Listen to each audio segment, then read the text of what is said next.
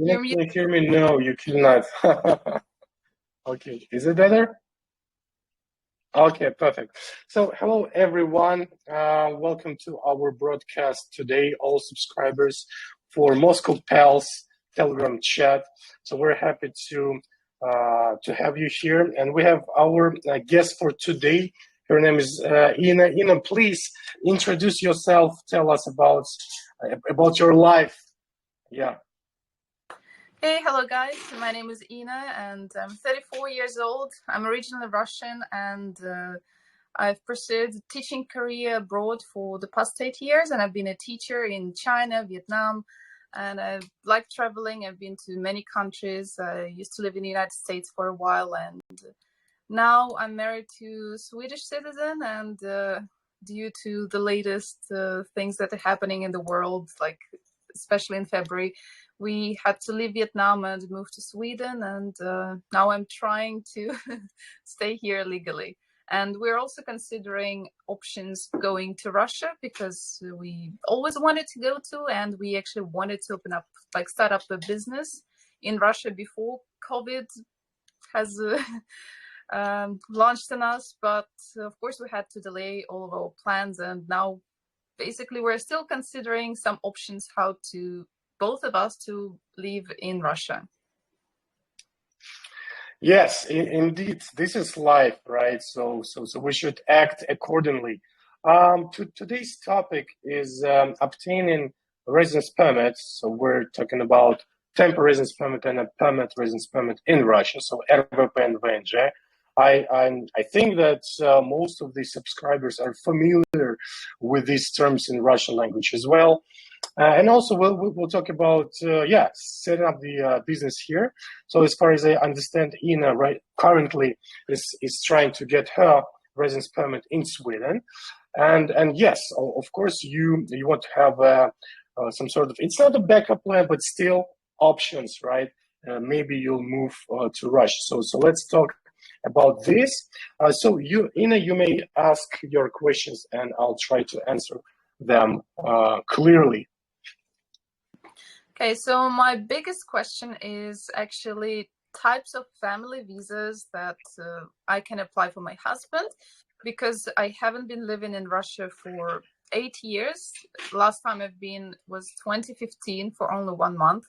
So I don't have property, I don't have a job there, so I can't make any proper long invitation, and also my husband doesn't speak Russian. And the latest news that I checked, he can apply for 3 months visa, and every 3 months he has to reapply, leave the country, come back, and it's not sustainable. I would say it's very financially it's very expensive, and I don't think I would be able to support my husband if he has to go in and out of the country. It's expensive.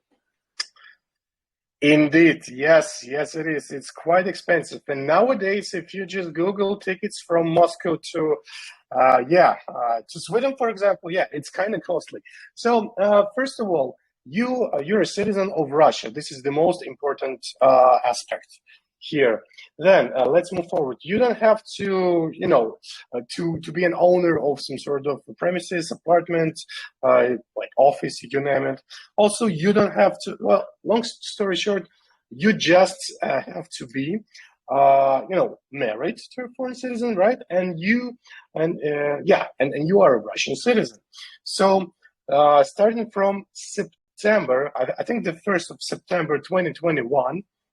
Now it became possible to issue the invitation for a private visa for a longer period, because any Russian citizen, for example, me, right? I can invite your husband to Russia, and the term would be 3 months, 90 days. It's always like this, right?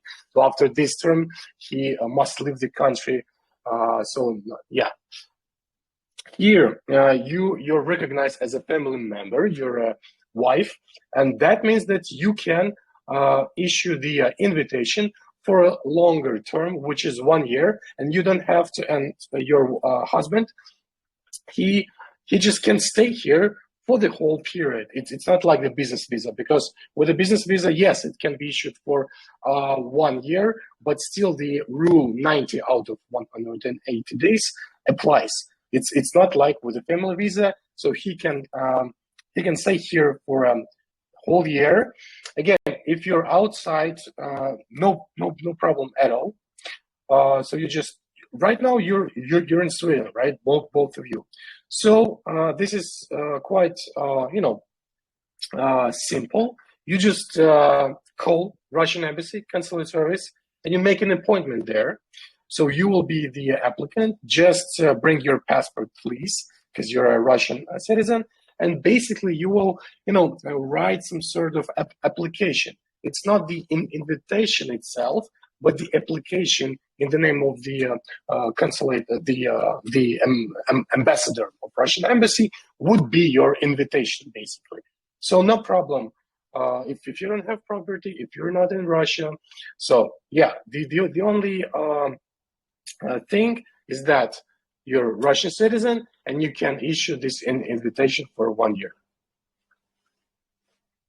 Okay, and what about like documents that I need to submit? Because it could be, I don't know, I understand like a Russian passport, like my foreign passport, like passport for foreign travels, my internal passport, but do I like marriage certificate? Sure. I muted myself. And actually, let's say after we get to Russia, so do we need to go to, I don't know, migration department and obtain some special visa, or it will be done at the embassy? And what to do after the 12 months? Good question. So first, yes, please bring your marriage certificate. So the embassy would recognize you, both of you, as a married couple. About the migration authorities. No, he will be granted with a 1 year visa. So that's it. Yes, you'll just come here in Russia. And again, please don't forget to register him at the place of stay within 7 days after your arrival. Basically, that's it.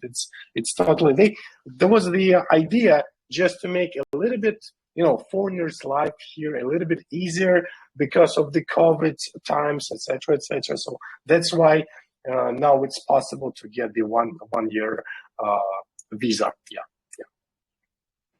Okay, and later when we, let's say, decide, like if we, actually 1 year, it sounds so great because I didn't know about that. So after the year will be over, does he need to leave the country to reapply, or we can extend it within Russia? And how many times can you extend? So after this period, yes, he should leave the country, but while we can use this valid period to apply for a temporary residence permit. So this is, now we're talking about our topic, basically, because your husband would have the private visa, and in order to apply for a temporary residence permit, RVP, one of the needed documents is the valid visa, of course. And it's really good that you guys will have plenty of time in order to calmly collect all the needed documents. By the way, one of the necessary documents is the police clearance certificate, which must be obtained in home country, in Sweden. So also this document must be apostilled. So you'll just bring this document here. All documents must be translated and notarized. So it's very simple. Then what else? So your documents would be like valid visa, his passport, your passport, marriage certificate, which is the legal ground, because this is the legal ground for the simplified procedure of getting the temporary residence permit. Then police clearance certificate, apostilled or certified by the embassy, like Swedish embassy here in Moscow. Then what again? Fingerprints, medical documents. You have to do the medical documents within 30 days after your arrival in Russia. Yes, registration. and migration card. The migration card, you'll be granted with the migration card when you'll cross the border at the airport here in Moscow, if you're coming to Moscow. Also about the registration, if we use the legal ground, like marriage as the legal ground of getting the temporary residence permit, that means that we have to apply at the same region where you have your registration.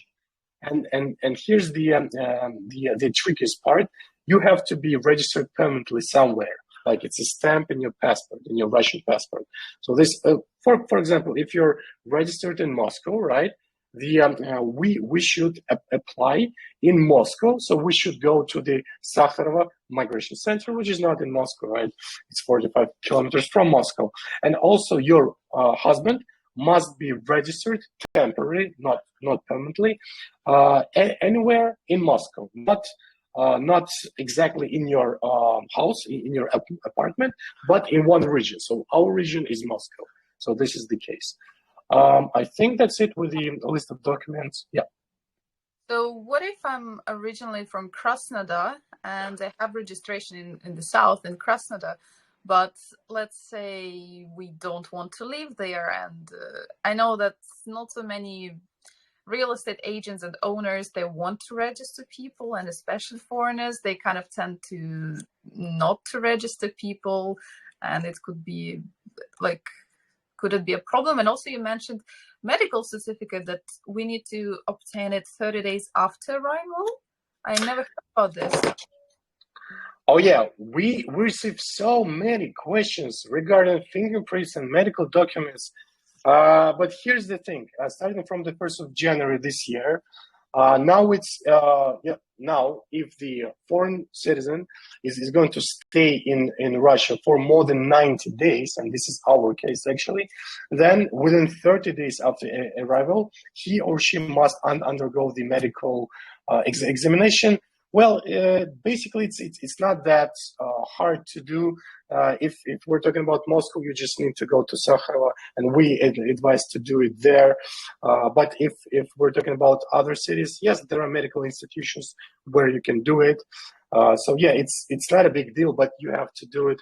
So if not, then they will impose a shtraf, the fine of not doing that. And we don't need to get any sort of strafs, administrative fines, because if you would have more than two of them, then you might have problems while submitting your documents for the temporary residence permit. About your registration, right? Because right now we're having the online consultation, which is also a live stream, right? About your Krasnodar's registration. If you've got the stamp in your passport and it states that you're permanently registered in Krasnodar, that means that we should apply first, we should register your husband there in Krasnodar temporary. And secondly, we should apply there. This is the case. This is the law. So, but yeah, it's not a big deal. For example, if you want to register him, you can do so. A foreign citizen can be registered in a hotel or a hostel or at the apartment by the owner. So basically, you can register him at the hotel if it's not possible to register him at your place, for example. And so he will get the registration, valid registration. So that's it. But yes, we need to apply at the Russian citizens' permanent registration place. This is the law. What about the language proficiency requirement? Because I heard that you can't get even temporary residence permit if you cannot, like you have to pass a test. And I don't know, we've been married for such a long time, but we never had time to learn each other languages because we've been living into the third countries like China, Vietnam, completely different. Yeah. Correct. Well, long story short, yes. Unfortunately, you have to pass this exam. But the thing is that here we're talking about let's first start with the legal ground, right? If the legal ground for getting the residence permit, and that would be Venture permanent residence permit. if your legal ground is, for example, your Russian child, or you've graduated with the red diploma, with diploma with honors, then as a bonus from Russian government, you can skip the stage of temporary residence permit and apply directly for a permanent residence permit, VNG, issued forever, without passing this Russian language, history, and legislation exam. But if your legal ground is marriage, then yes, you have to pass this Russian language, history, and legislation exam. Well, first of all, this is my personal point of view. If you want to live in Russia, well, I think that it's better to know some basic Russian language, because not all Russian citizens, right, can speak English. And yes, here we're talking about the first level, right? This is the RVP level, the temporary residence permit level, because we have VNG level and the citizenship level. So I can only say that, for example, our company provides a service of like preparation for this exam, so we can really I can give lessons in the Russian language course, but also I think that you can also practice with your husband. Why not? And you can Google with the examples of the tasks, of the exercises. I think that it's not that hard, but yes, I know that Russian language is quite I would say difficult to learn and to pass. But I believe in you, and I think that everything would be just fine. So what if let's say a person comes on a family visa for 12 months and still a person hasn't learned the language yet, and thinks of enrolling into language courses that may give him an extra year of studies, but extra year of being in the country. But the question is it possible to do without leaving the country? How much time maybe you need for this? And also, do you really have to attend those classes? Because sometimes people just need to win extra time, but they don't want to learn the language, and they just be in the country. I see. In your case, you're married, so that's why it's better to come here with a family visa for 1 year and use this time in order to apply for RVP, right? But if, let's say, we have a single person, and yes, we have this. We as a law firm, we have a direct contract with one of the top economic universities in Russia. The name is Plekhanov University. And they have Russian language course, right? So this is our offer. We can issue the invitation for a student visa for Russian language course. It's valid for 12 months. That's right. But if we're talking about, well, let's say right now, right? So we want to issue a student visa. Of course, the total period would be less than 12 months, because we need about 6 weeks. Around 6 weeks in order to get the invitation, because the applicant here is the university, and we need we'll be dealing with different state bodies, university, the Ministry of Internal Affairs.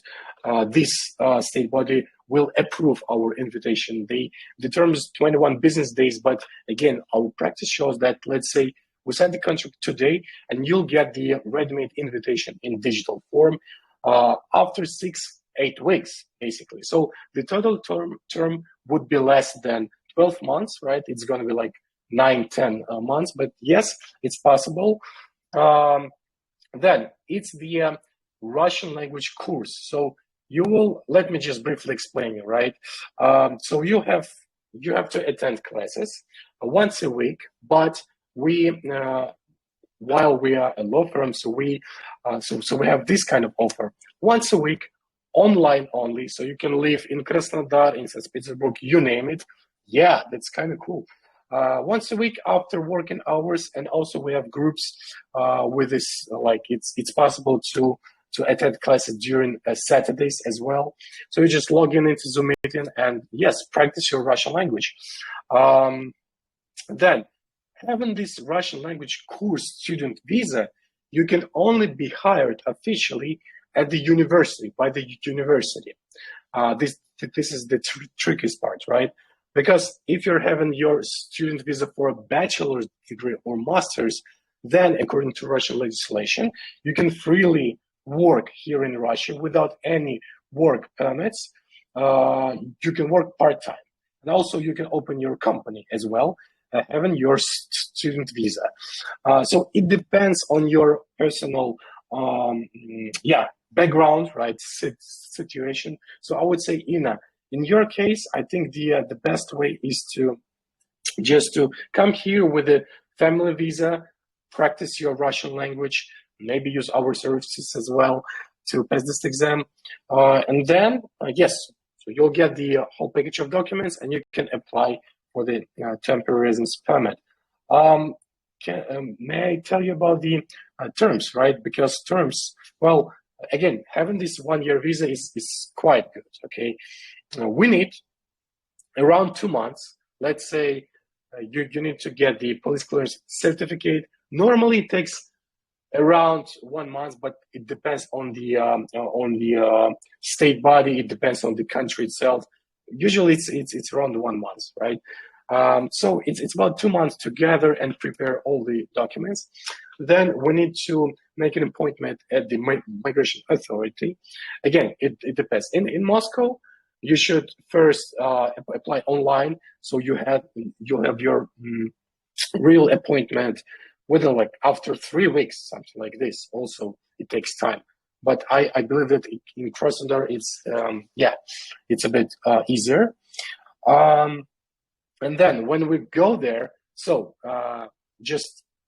for your information, their main goal, how the migration authorities work here, their main goal is to refuse while you're trying to submit the document. So they're just, trying to find some sort of errors, mistakes in like comparing, they compare your passport and the translation. Maybe something is missing, right? And then they can say, sorry, but they refuse basically, and you need to make an appointment once again.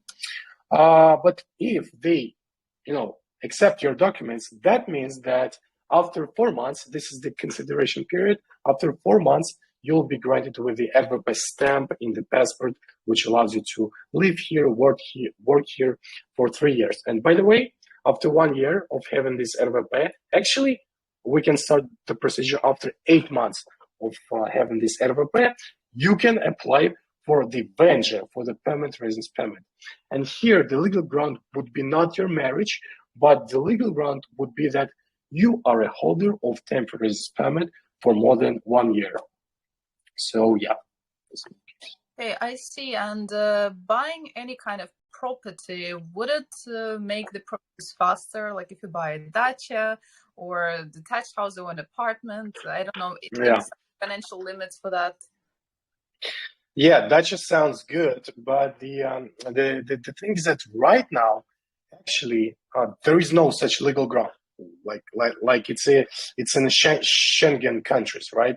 If you would buy a property here in Russia, it's not linked for getting some sort of residency here, but we're expecting a new law to become enforced. Like we have a draft law of some sort of golden visa, golden passport compared to Spain, Spain and Portuguese options.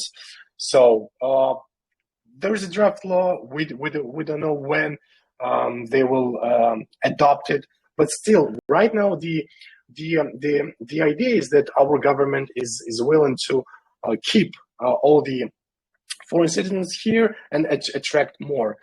So that's why we're having these new laws. Again, we're waiting for the adoption, the draft laws for highly qualified specialists, for students, because after the 1st January of next year, any student can apply for a temporary residence permit. This is also something new, right? So we're waiting for the adoption, and we'll see how it works in practice. And then also you can,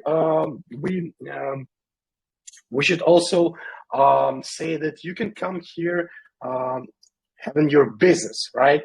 So it's not directly linked. It's not like you're registering a company and then you have the legal ground for the VNG or RVP.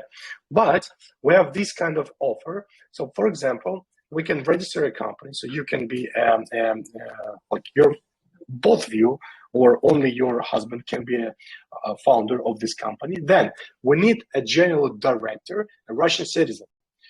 Perfect. We've got the Russian citizen. That's you, you know. So we will register. Also, the company needs the legal address. With these three items, we can register a company, LLC. Then that means that if you've got the company can obtain a special permission to attract a highly qualified specialist. A highly qualified specialist is the like visa for 3 years. It's issued for 3 years. There are, of course, advantages and disadvantages. We can talk about this particular option maybe during our next broadcast.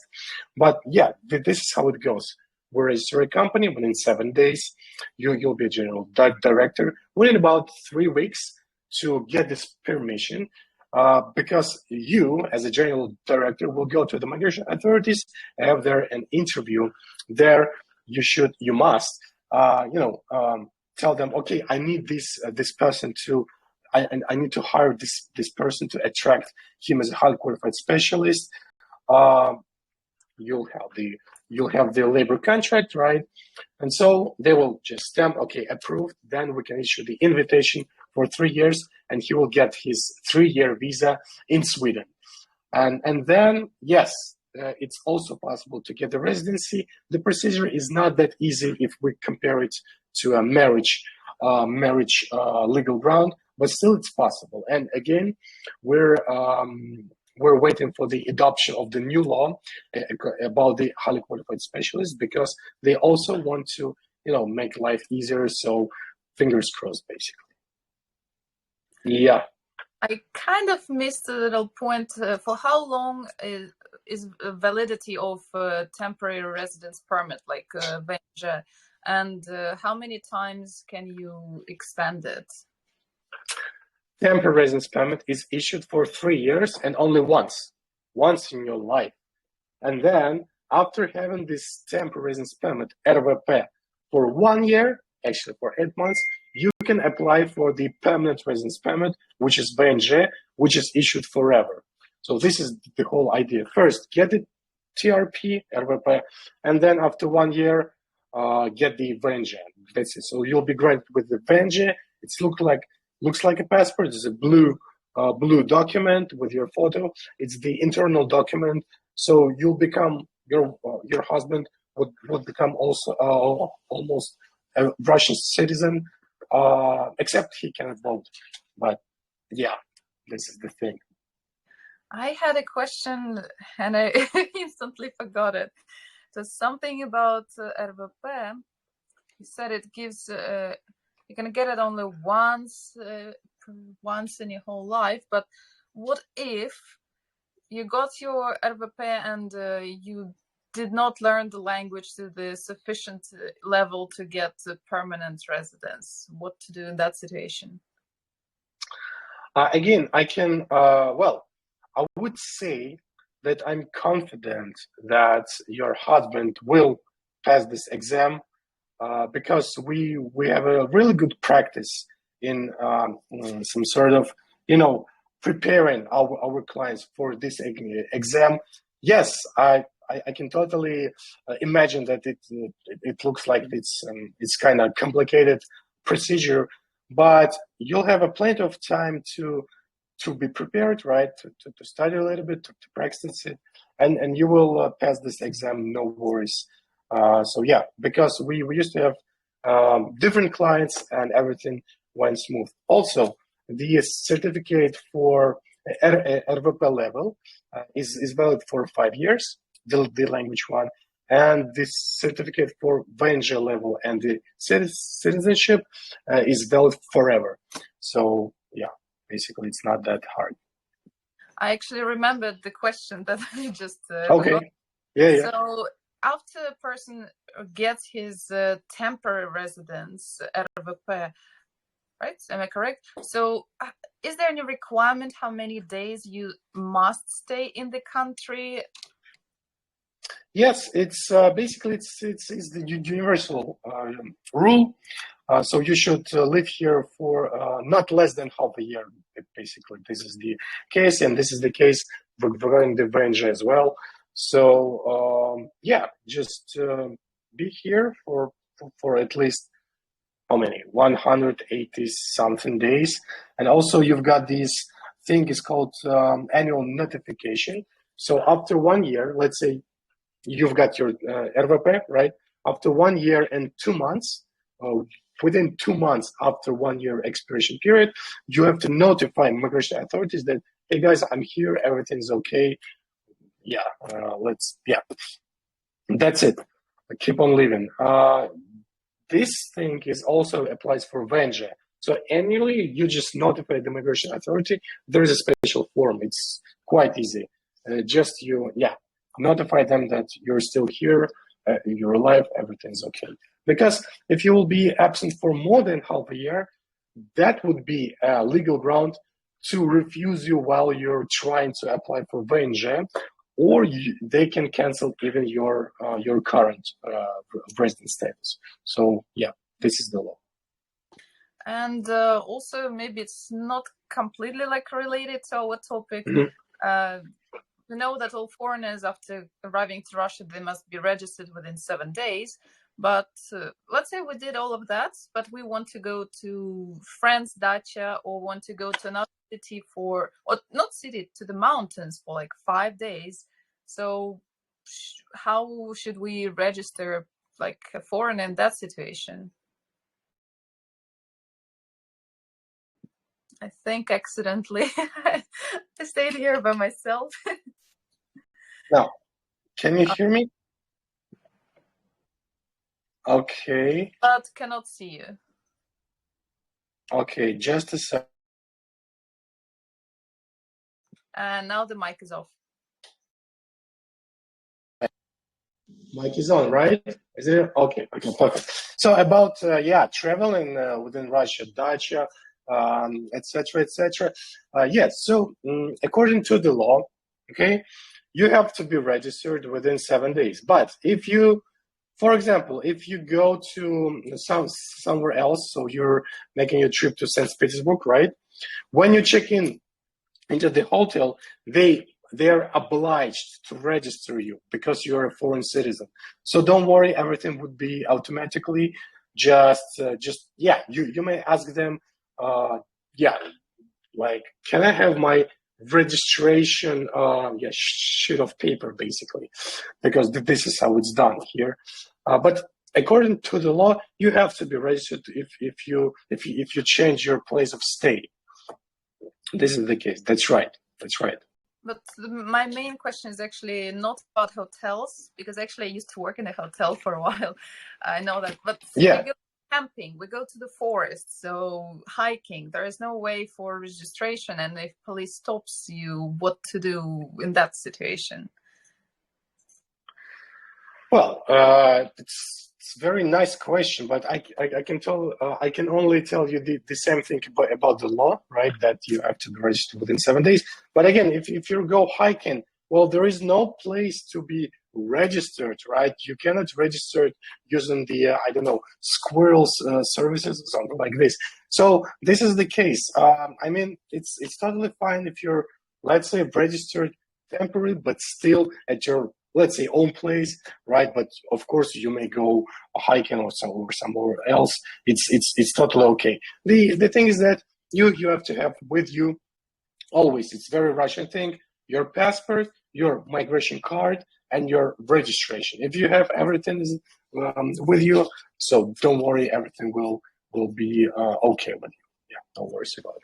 I actually also remembered some of the requirements for getting residence permits in other countries is that you don't have HIV, you don't have diseases like syphilis, and you didn't have any criminal record. So in Russia, except like criminal record, what else could stop people of getting residence permit? Wow, it's a very wide question. I mean, there are a lot. So again, let's say if we would give them some sort of fake document or false information, of course, while they considering your documents, they would deny, they would refuse, of course. But yes, medical examinations, you have to do it here in Russia while you're here, and fingerprints as well. But I think everything would be okay. Just, yeah, again, please don't give them false documents, fake documents. They will find out. So the idea is that when they accept the documents, that means that you will be granted with the residency. But if you would give them some sort of false information, or you have more than 2 administrative fines, they have legal ground to refuse you. So this is my advice. Please don't break the law. Yeah, and everything will be okay. Simply. Okay, I see. Actually, I had a list of questions here, and I think we've answered all of them, and cool. It became so much clearer in my head now, because I was always nervous and worried what to do. And even for an educated native speaker, like, it is so difficult to find the laws. And even when you find them, when you read them, you're like, why do you always refer me to different laws, and how should I understand, and where should I find it? So I'm so grateful for your channel. Thank you so much, Ina, for your kind words. Yeah, indeed. Actually, it's quite hard to get the clear picture regarding migration legislation here in Russia. For example, when I've been to the Netherlands, I obtained my master's degree there. So simple, just go to the IND website. This is the Migration Authorities of the Netherlands, and there you can get all the information, clear picture about the migration legislation, what to do, where to go, list of documents, you name it.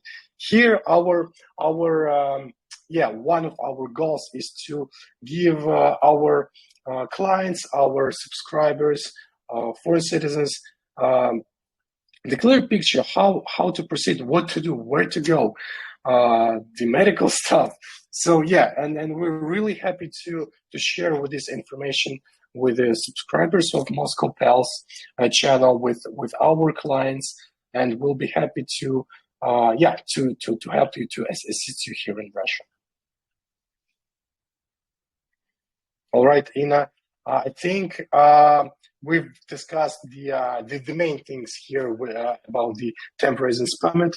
I hope to first of all meet you here in Russia, and maybe we would do another live streams and broadcasts as well as here and Moscow Pals chat.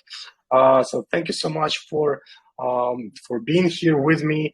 I hope that right now you've got the clear information, and say hi to your husband and to your cat, because I've seen the tail, right?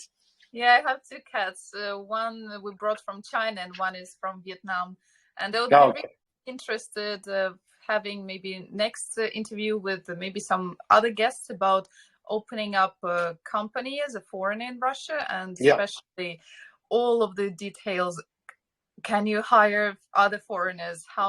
What kind of documents you need? Because when I started, it was even worse than for residence permit, and I actually got scammed by one of the lawyers on one of the online services.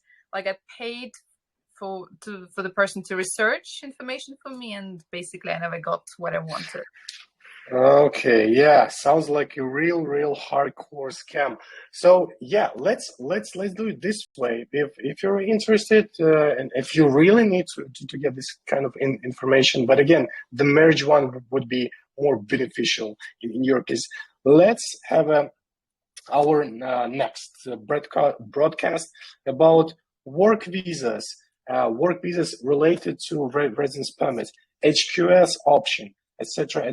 So this is a huge topic, and I believe that we of course can discuss it next time. Okay, thank you, Michael, so much. Thank you. Okay, bye. Thank you so much. See ya. Have a good day. Yeah, you too. Bye.